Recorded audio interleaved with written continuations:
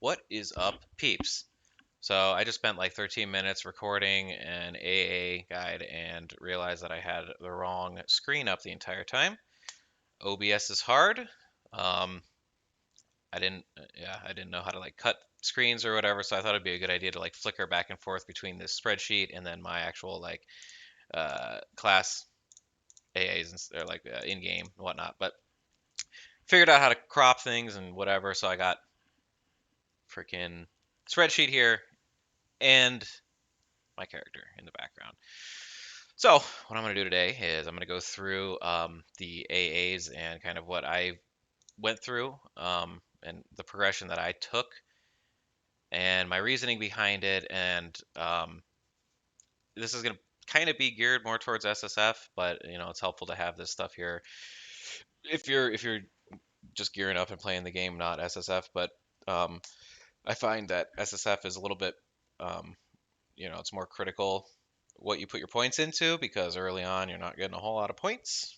So, um, full disclosure, I took a look at Discord and I got this list or I got the basis of this list from somebody in the Discord and I kind of tweaked it.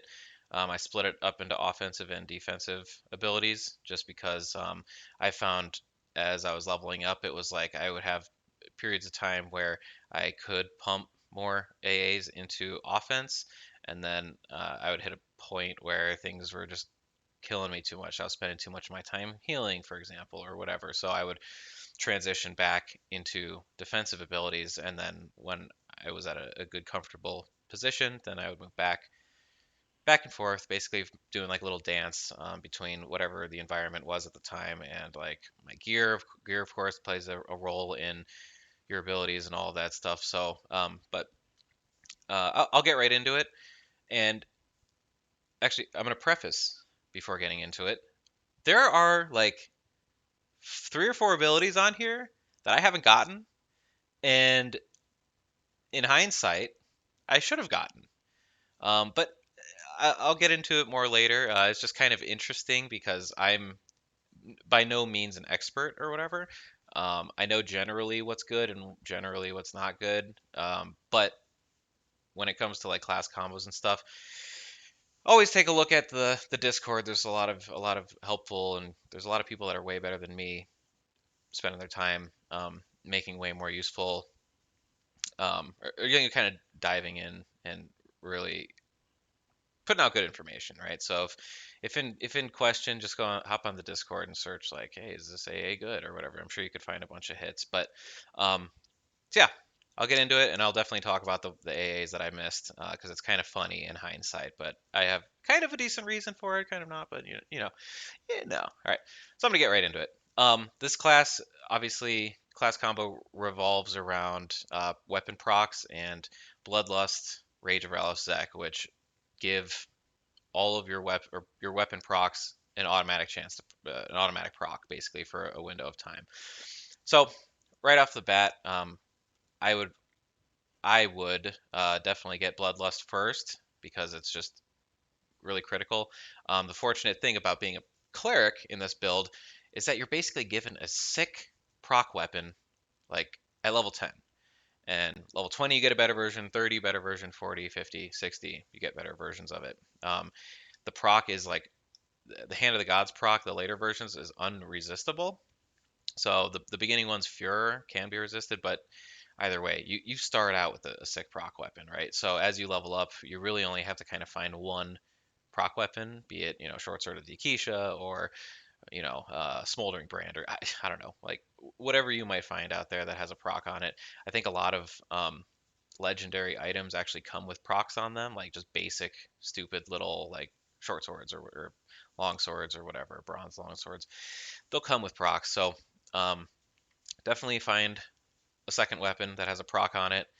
Um, Spell damage is really critical, so I know I'm not really going to talk a whole lot about gear, but I err on getting as much spell power as I can possibly find on my gear, and then I worry about the pieces that I can't find. I'll get like tanky pieces, right? So that's kind of my thought process behind it. Just because the damage output when you're procking. I mean, you add 10 spell damage to a proc, that's every swing is an extra 10 damage. And I mean, those numbers add up. Those, and when you start talking about crits, crit damage, all of that stuff, it starts to balloon. Um, so yeah, I would recommend Bloodlust first, spellcasting reinforcement, which only affects Bloodlust, but what it does is it just basically pumps the time that Bloodlust is active on you when you cast it. So Bloodlust and Rage of Ralosek both have a 1 minute cooldown. Bloodlust I think lasts for like 24 seconds or something. Like it's a good chunk of time, maybe 20 something seconds. And then once you eventually get Rage of Ralosek, that's 12 seconds. You're basically sitting around 40 seconds of just nonstop crits every minute, right? So there's a window of 20 seconds downtime. Um, so yeah, Bloodlust, spellcasting reinforcement to pump up the uh, duration of Bloodlust. Ingenuity is something that I would go into like right off the bat. You can see Ingenuity. It's basically a crit on weapon procs chance. So yeah, the first 3 ranks add 3% chance to crit, and the next 3 ranks add 2%. So 15% crit just for 6 levels of a skill. Really sick, and you'll notice your DPS really start to go up as you up your crit chance. Um, After Ingenuity, Combat Fury and Rage of Ralosek are next. You need to max Combat Fury before you can get Rage of Ralosek. So Combat Fury is up here. I can spell. But it basically gives your melee swings a chance to crit. And then Rage, obviously, it gives you the proc, the auto proc for 12 seconds. Destructive Fury, Spellcasting Fury, and Fury of Magic all kind of fulfill a similar purpose, and they're all absolutely bonkers when it comes to pumping up your DPS numbers. Destructive Fury is something that I think you can get on its own. Let me see. Yeah, Destructive Fury basically it's 6 points or 6 levels, and it gives 10% extra crit damage on your procs. So you'll get 60% crit damage on your procs when you have that. Spellcasting Fury and Fury of Magic are just more um, spell crit chance, right? So I think let me see. Fury of Magic is first 3 ranks. It's 2% each, so that's 9, and then so 15% from Fury of Magic. So that's a 30% with Ingenuity, and then you get Spellcasting Fury, which is 2, 4, and 7. So you get a 37% chance to crit with your procs, just passively. That's super awesome. So what would that be? 37 swings out of 100. I mean, it's like what 2 and 5. Yeah, 2 and 5 swings is pretty good. Um, After that is on the offensive line is um, more active like buttons and stuff like that. Frenzy of Spirit, or sorry, not Frenzy of Spirit. Gelid Rending is a passive. Gelid Rending is just a class ability that adds another proc, and I get some mean crits with it, so it's definitely nice to pick up.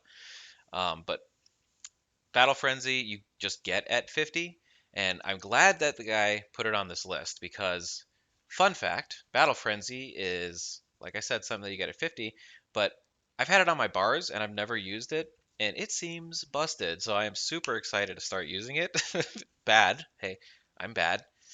Um, I miss things all the time. I'm only human, but it makes it kind of fun. So Battle Frenzy, if you look at it, it's it's in the class tree, but it's a 5 minute cooldown, and you score a critical damage nuke. Uh, so you crit every time you nuke, and it lasts for 36 seconds. So that's basically a whole round of Bloodlust and Rage of Ralosex, where every single one of your procs are going to crit. That is like some nice burst. That is some chunky numbers, and I can't believe that I have. It's been on my bars. I've just never clicked it, right? I think back in the day I was like, oh man, I don't want to spend mana to cast my Frost Shock or whatever, and then I was like, I totally missed the point. I missed the point, right? So definitely get that. You can pop off like crazy. I can't wait to. Honestly, I'm fiending a little bit to like go try Avatar War after looking at the AAs like a little bit more closely because I think I can do it. I think I can do it. So that'll be coming soon. That'll be coming soon. But let me get back to it. Frenzy of Spirit is another just cooldown. Um, it uh, yeah, Spirit Frenzy. It reduces your. It gives you a bunch of haste and it just makes you attack. So during these windows, you can have Spirit Frenzy or Divine Avatar going, and they make you attack faster. So you're getting more procs off, getting more crits off, more damage. It just really buffs your DPS numbers. I'm not 100% certain whether or not you should stack Divine Avatar or and Spirit Frenzy, but playing around with that right now, or maybe I just have Divine Avatar up because they both give you like haste basically. So working with that, you might want to pop both of them at the same time. But yeah, Divine Avatar, you get it at level 1, and it's just a really good buff. You only get it at rank 1, but you can get 5 more ranks into it, and it is just bread and butter. They're 10-minute cooldowns. I mean, Divine Avatar lasts for like 2 minutes, and you just attack faster. You have a higher base damage, so your swings are hitting more. And yeah, faster attacks means more procs, more damage, more heals if you have a healing weapon, all that good stuff. Um, weapon affinities for outside of the Bloodlust window. Weapon affinity just makes you proc more, so could help in those. Really the class. Um, it if this class is gonna die, it's gonna die between the Bloodlust windows, right? So it's really how do you survive outside of that. But yeah, those are like the offensive abilities that I would go for first. I mean, Gut Punch, it used to be good. It's probably better at like earlier levels, but going more of like a proc focused build, I don't think Gut Punch really has much of a place in the build anymore, which is kind of sad. It used to give your white damage 100% increased, just 100% increased white damage numbers. Now it's only 25. So, but yeah. So I'll move into the defensive abilities, and then I'll explain my like logic behind when you should transition between offensive and defensive. Mainly for SSF because SSF you're not geared right, so you're gonna struggle defensively when you hit certain points. But in defense, in the general tab, obviously combat stability, combat agility at rank 8 initially. I agree with that. Like rank 8, you get the biggest bang for your buck. Uh, every rank after that, it's more expensive for a lesser return. So I stopped at 8 for a while and then realized I needed to start putting more numbers into it. So I started putting more in. But 8 is a good starting point. It'll give you a good baseline. And when you hit those, yeah, when you hit those points where you need to start, you'll have some points to allocate there. Fear resistance and fearless. So if you're doing SSF and you're afraid of getting feared by dragons, if you're not doing that and you're not afraid of getting feared by dragons, don't worry about these. But um, a lot of the dragons fear, so I find it just convenient or a little bit. You don't have to think about running around in circles for 8 seconds here and there during the fights. Um, so I got those pretty quick.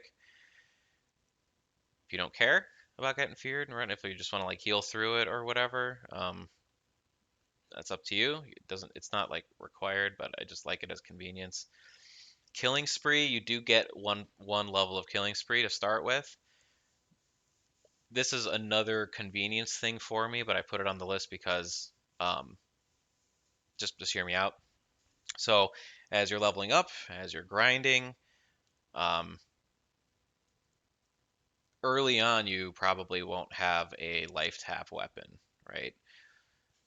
I am a lazy bastard, right? And I just want to run from mob to mob and kill and not have to worry about doing anything else, stopping and healing and whatever. So I got some extra points into killing spree, it takes the killing spree chance from 60% to 80% if you get two extra points in there. That was I recommend it. I like it because I like the 500 point heal you get. You have a 60% chance every time you kill something to heal yourself for 500. So if that's your speed, then put some points in there. If you don't mind stopping and healing every once in a while, then that's good on you. Use these points in something else. Steadfast Will is kind of another one of those things that isn't super critical, but is definitely nice to have, especially if you start fighting a lot more mobs at the same time. It is 8 levels though, so but it basically makes you immune to stunning attacks. And by stunning attacks, I don't mean spells. I mean like them hitting you and stunning you. When you pull slimes in Dragon Necropolis, you'll get stunned and it'll be annoying, but you'll get stunned a lot, early on too. So if you are frustrated by getting stunned, which I tend to get pretty frustrated, not from spells, can't resist that, but from just getting punched and like you're like standing there or whatever and it's annoying. Definitely recommend that. Physical enhancement, another good one on the list. It's only one level. I think it's like 5 points or something like that, but it's one rank and it just gives you a buff to combat agility. Well, it gives you a buff to mitigation and avoidance. So it's like another level of combat agility and combat stability. You're gonna probably, well, find your rhythm, but you'll eventually want to pump your combat agility and stability up to 18, which is the max. And I preface that because I'm going to get into these last few. Imperators command, you just get it 50, so you don't have to worry about it. It gives you a bigger HP pool for like 2 minutes or something like that. But the other ones, still, like, shame on me for not. Well, okay, kind of going all over the place in my head. I don't think I quite needed this until now, um, or these three. So we're talking Celestial Regeneration, Paragon of Spirit, Warlord's Resurgence.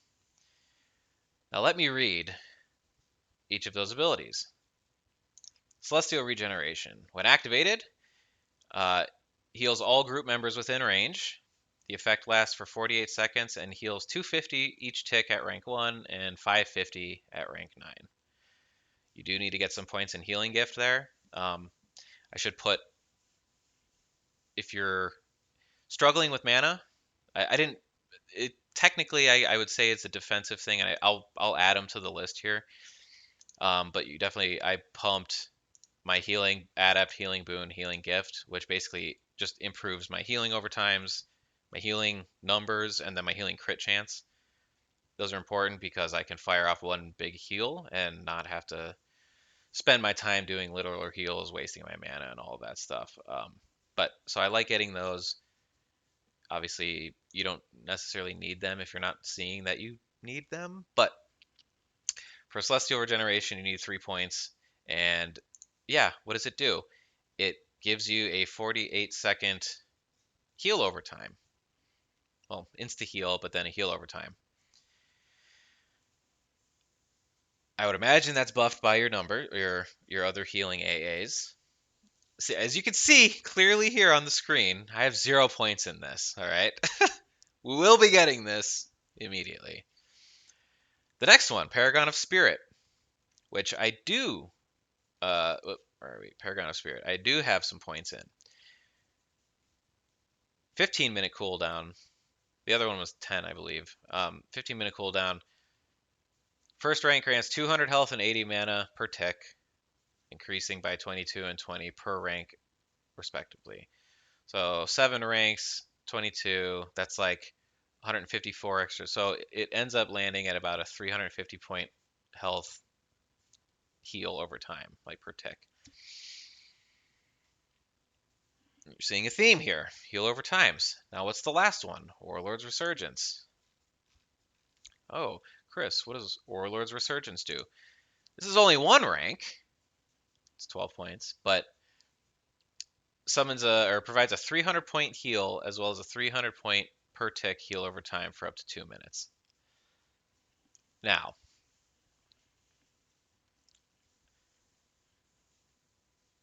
the reason I don't have these is because I don't think I'm necessarily bad, but I haven't really hit a point where bosses were like they took so long, right? So you like up until Velios, like the Kunark bosses, and not counting Vishan's Peak, because Vishan's Peak is a little bit harder, but Velios really ramps up in like the hit point pools of bosses. So I don't know what Faradar is, but I mean like Trakanon's like what 32,000, something like that. Dies real quick, not too much health, but like Dane, which was one of the easier bosses that I've killed in Velios, has like a 250,000 hit point pool or something like that. Avatar War is probably, is probably worse. So the reason why I want these abilities now is because of the heal over time, of course. Um, I especially Avatar War. This is why I want to go try him out, um, because a lot of my time was spent trying to out heal his damage, and like I said, um, the the issue isn't necessarily like inside the bloodlust window. It's kind of outside. Even outside or even inside the bloodlust window, if Avatar of War is hitting for a bunch of damage, I don't want to waste my bloodlust time casting a heal. Okay, so um, if I can pad my hit points, my hit point regeneration, my heals, if I can pad my proc heals with just instant cast boom, well, I can maintain my damage um, through the bloodlust window instead of having to stop and heal myself. Once again, I've never used these or whatever, so I cannot wait to get these and try them out. I think it will help me survive. I'm thinking I can do Avatar of War if I use like all of these abilities at my discretion. I won't lie, I'm not the best. I definitely miss things and stuff. I don't think of things a lot of times, but once I get it, it's like okay, that's cool. Then I have to like integrate that. Good thing about like the SSF character as well, um, is I've found that I can drip these abilities into my rotation or into my hotbars. I've played a couple of characters where I just blast to like level 60 and I get 1500 AAs like in a couple of days, and all of a sudden my toolbox is just full of abilities that I don't know how to like use properly or use together and stuff like that. So I appreciate the timing of these abilities like coming into my perspective, because I'll be able to like put them on my. I already have the rest of my hotbar like basically memorized. It's a muscle memory at this point. I know exactly what I'm doing. Now I can add these hit point things in, and it'll help me survive. I'm very much looking forward to it. So I definitely recommend that. Um, that's for you. On the side, if you want to buff your pet's numbers, which I did, Warder's Alacrity and Warder's Fury. Obviously, Companions Alacrity, Companions Fury will make your pet attack more and do some more damage and stuff like that. That's always nice. But as far as your character goes, I think this list is pretty good. I'll put a link.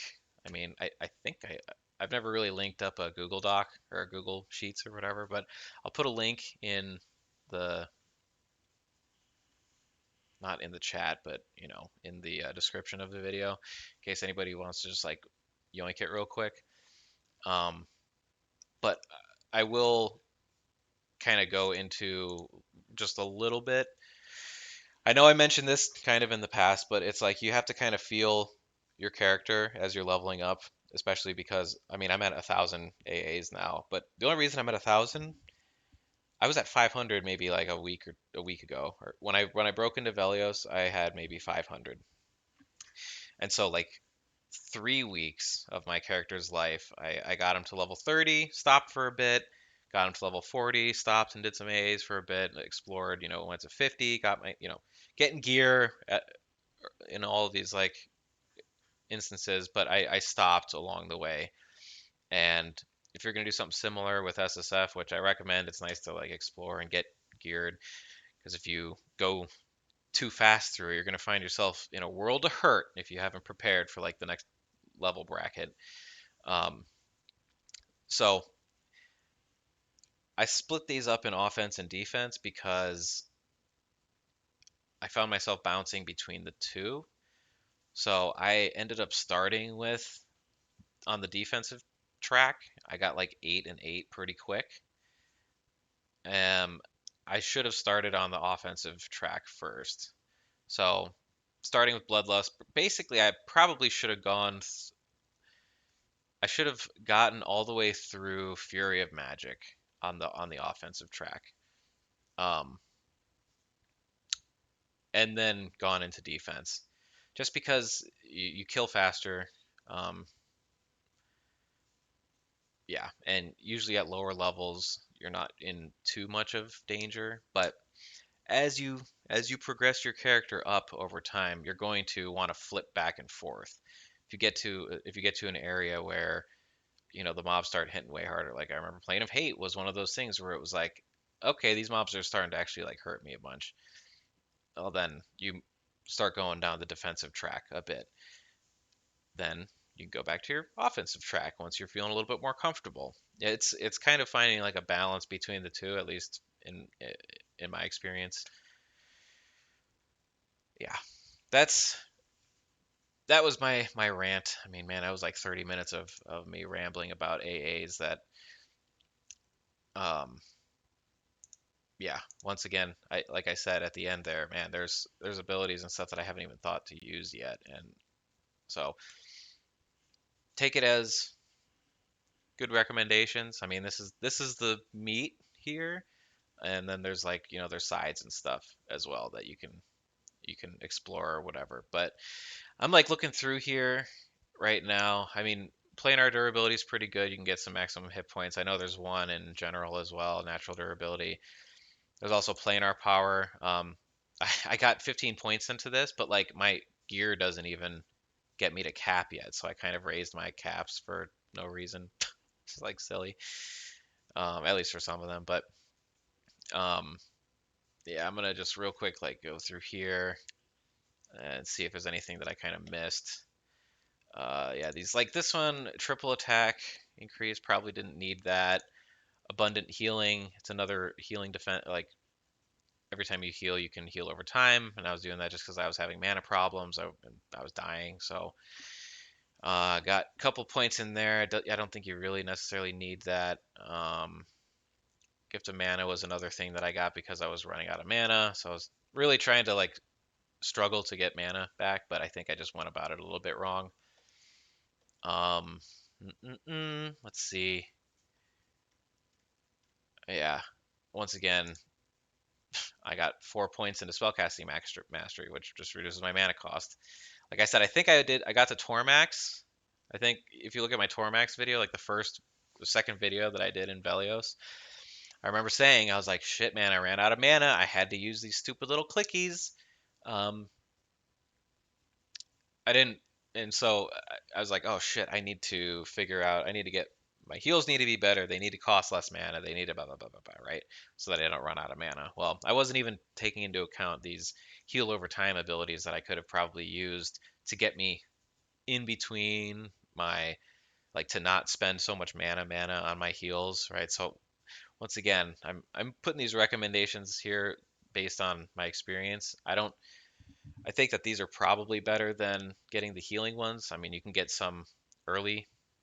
What are they like? The healing adept, boon, and gift. You're gonna want those eventually, but um, if I were to go back, I probably would have spent my points into getting these other ones, the celestial regeneration and the um, what the hell's it called? Warlord's Resurgence first, and then gotten those because I mean these are free, they're instant cast, they have low cooldowns. It just seems good, and I kind of slept on it a little bit.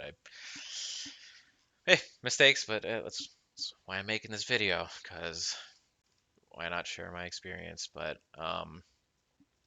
yeah, damn, I don't. Exquisite Benediction I bought, and I mean, I only have it at level 4. It drops a ward that heals you, but it was hard for me to tell if the thing was actually healing me. Yeah, I don't think that there's really a whole lot else that's like, whoa, dude, you need this. Ambidexterity at lower levels, it might be good to increase your dual wield so that you can swing more with your left hand to get more of those procs off. But I'm pretty sure it's probably a minute detail. Yeah. Uh, uh, uh. Oh yeah, there's twin proc, which is a good thing to get. I mean, it gives you a 3% chance on a proc to proc twice. Once again, it's probably only a 3% damage increase, so not huge, but it is cool. Yeah, I think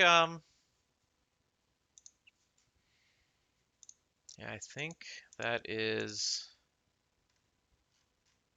it for the most part. Ah, I could have used this for frickin' Faradar. Ward of Purity. Drop a little ward on the ground that cleanses poison and disease from every player. See, Chris, dude, there's so many options out there, and I just,